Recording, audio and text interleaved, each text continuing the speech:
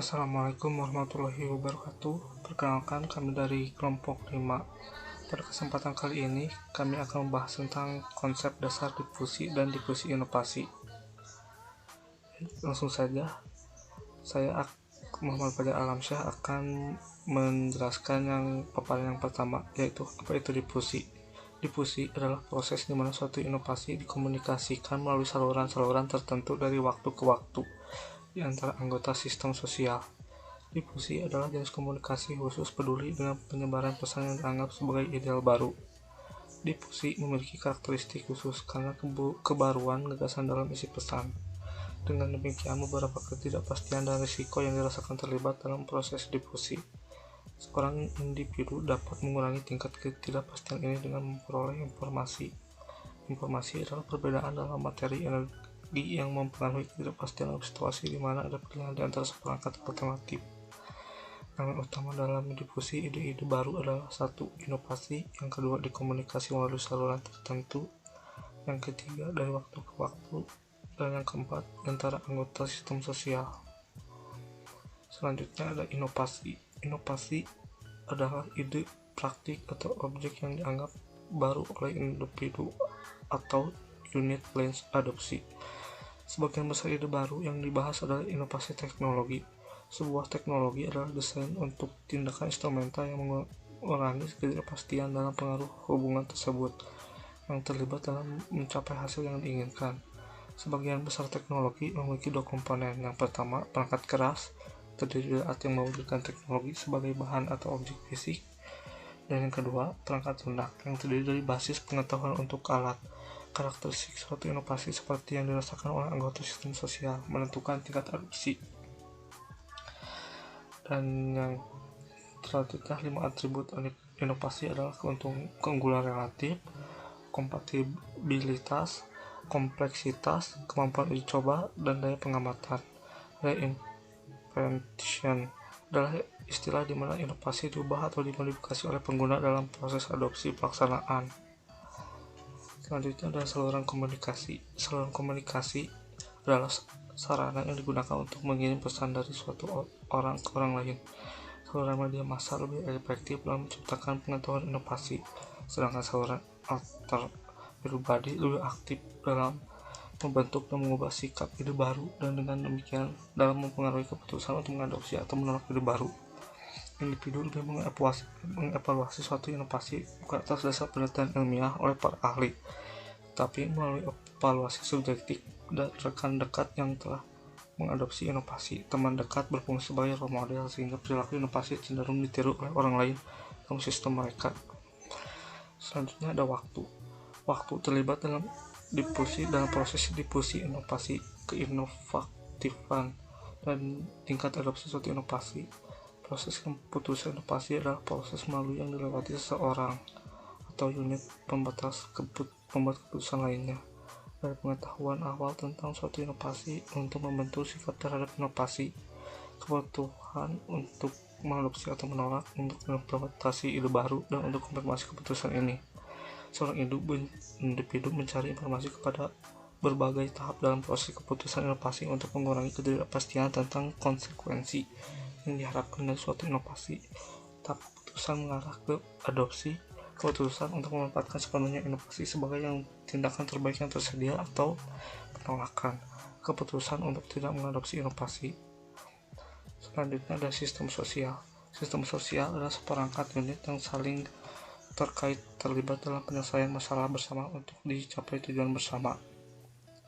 Suatu sistem memiliki struktur yang didefinisikan sebagai pengaturan berpola unit dalam suatu sistem yang memberikan stabilitas dan ketertentuan untuk perilaku individu dalam suatu sistem. Struktur sosial dan komunikasi dari suatu sistem memfasilitasi atau menghambat difusi inovasi dalam sistem. Salah satu aspek struktur sosial adalah norma, pola perilaku yang manapun pola untuk anggota sistem sosial.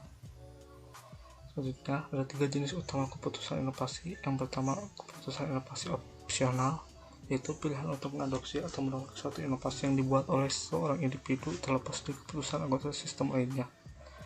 Yang kedua, ada keputusan inovasi kolektif, pilihan untuk mengadopsi atau menolak suatu inovasi yang dibuat oleh konsensus di antara para anggota sistem.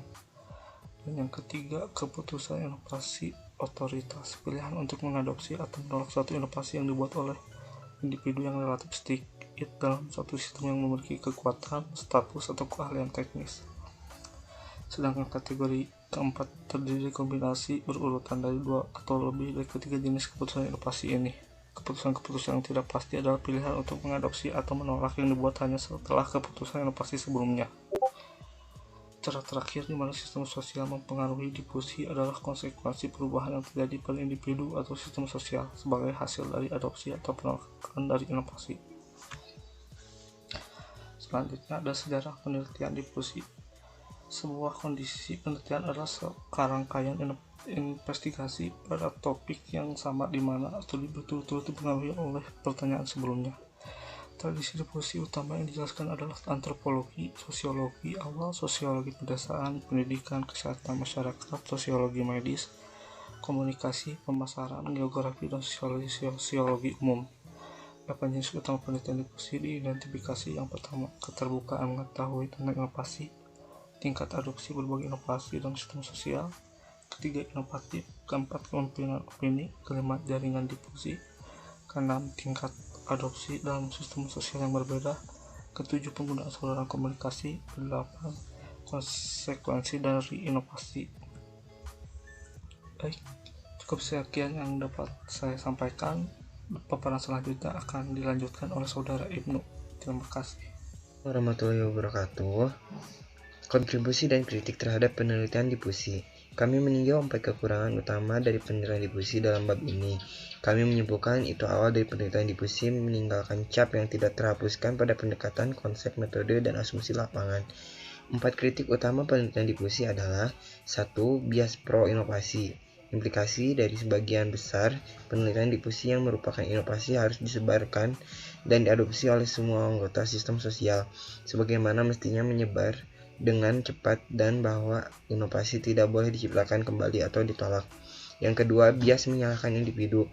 Kecenderungan untuk menuntut individu bertanggung jawab atas kesalahannya masalah, bukan sistem di mana individu menjadi bagiannya.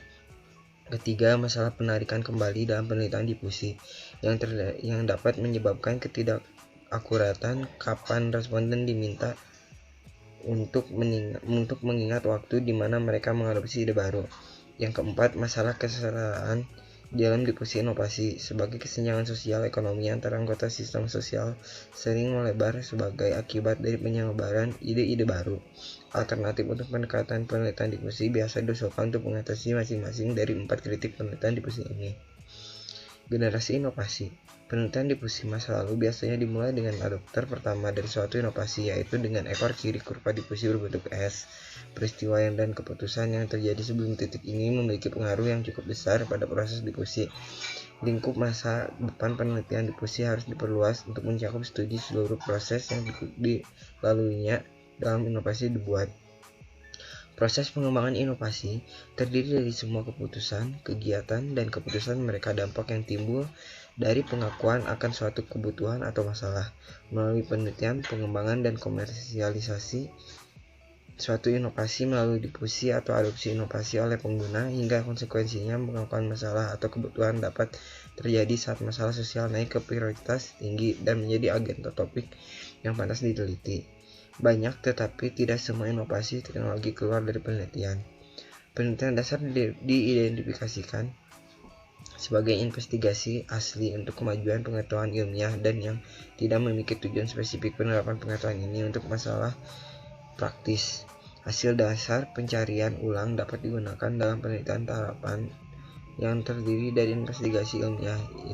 Itu dimasukkan untuk mencegah masalah praktis.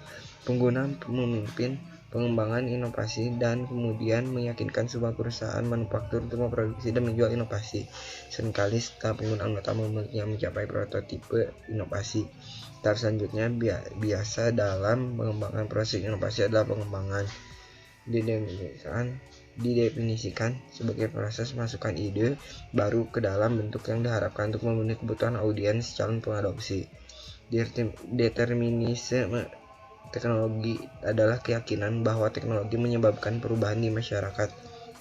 Sudut pandang yang berlawanan adalah sosial konstruksisme yang menyerangkan bahwa faktor sosial membentuk suatu teknologi. Tahap selanjutnya, komersialisasi diidentifikasikan sebagai produksi manufaktur, pengemasan, pemasaran, dan distribusi produk yang mewujudkan inovasi. Komersialisasi dilakukan terutama oleh perusahaan swasta. Bismillahirrahmanirrahim. Assalamualaikum warahmatullahi wabarakatuh. Perkenalkan, nama saya Budi Nugraha. Saya dari kelompok 5. Saya akan menjelaskan ataupun membacakan presentasi dari kelompok kita, yaitu tahapan selanjutnya ataupun slide selanjutnya, yaitu tahapan keputusan inovasi. Nah, tahapan keputusan inovasi itu sendiri terdiri dari beberapa poin. Yang pertama, keputusan inovasi dimulai dengan tahap pengetahuan, yaitu tahap pada saat seseorang menyadari adanya suatu inovasi dan ingin tahu bagaimana fungsi inovasi tersebut. Yang kedua adalah tahap persuasi. Tahap ini lebih banyak keaktifan mental yang memegang peran seseorang akan berusaha mengetahui lebih banyak tentang inovasi dan menafsirkan informasi yang diterimanya. Yang ketiga, tahap keputusan dari proses keputusan inovasi berlangsung jika seseorang melakukan kegiatan yang mengarah untuk menetapkan, menerima, atau menolak inovasi. Menerima inovasi berarti sepenuhnya akan menerapkan inovasi. Apabila sebaliknya itu menolak, berarti menolak inovasi berarti tidak akan menerapkan inovasi itu. Yang selanjutnya, yang keempat, tahap implementasi atau tahap yang keempat dari proses keputusan inovasi terjadi apabila seseorang menerapkan inovasi. Dalam tahap implementasi ini berlangsung keaktifan baik mental maupun perbuatan. Dalam tahap implementasi dapat terjadi hal yang disebut reinvention atau invensi kembali, yaitu penerapan inovasi dengan mengadakan perubahan ataupun modifikasi. Jadi maksudnya ya, ketika ada inovasi, ketika dia ingin mengadakan perubahan ataupun modifikasi, menambahkan sesuatu ide gitu kan, dia bisa menerapkan itu sendiri, yaitu yaitu dengan cara mengadakan perubahan ataupun modifikasi. Nah, yang kelima atau yang terakhir yaitu tahap konfirmasi. Tahap konfirmasi ini seseorang mencari penguatan terhadap keputusan yang telah diambilnya, dan dia dapat menarik kembali keputusannya jika memang diperoleh informasi yang bertentangan dengan informasi semula. Nah, jadi yang tahap kelima ini yaitu seseorang yang mengambil keputusan itu sendiri atau ketuanya gitu ya, mencari penguatan terhadap keputusan yang memang telah diambil oleh bersama gitu kan. Apabila ada ketidaksesuaian, boleh di cancel. Apabila sudah sesuai dan memang sangat positif, berarti bisa diambil dan dieksekusi seperti itu. Untuk yang selanjutnya itu atribut inovasi dan tingkat adopsi. Menurut Edward M. Roger, mengemukakan karakteristik inovasi yang dapat mempengaruhi cepat atau lambatnya penerimaan inovasi sebagai berikut. Yang pertama, relatif advantasi, yaitu sejauh mana inovasi dianggap menguntungkan bagi penerimanya. Tingkat keuntungan atau kemanfaatan suatu inovasi dapat diukur berdasarkan nilai ekonominya atau mungkin dari faktor status sosial atau gengsi gitu kan, kesenangan, kepuasan, atau karena mempunyai komponen yang sangat penting. Makin menguntungkan bagi penerima, makin cepat tersebarnya inovasi. Nah, yang selanjutnya atau yang kedua, compatibility, adalah tingkat kesesuaian inovasi dengan nilai atau value pengalaman lalu dan kebutuhan penerima.